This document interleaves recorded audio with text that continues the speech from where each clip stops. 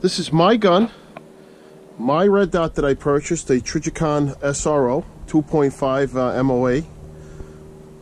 It's got a Glock 17 Gen 4. I took off the sights because this one mounts to the rear sight with a plate. I do not have an MOS gun.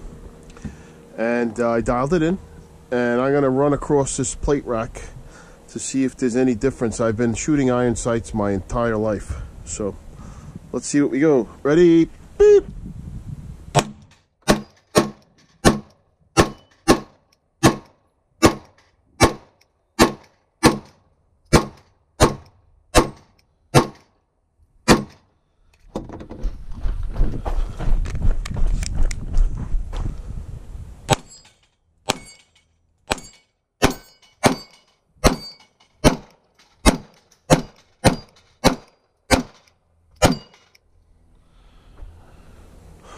Not bad. That's my first run. I'm going to try it again. Glock 17 Gen 4.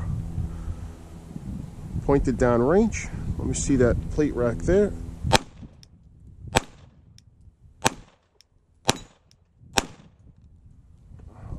I might be onto something here with these red dots.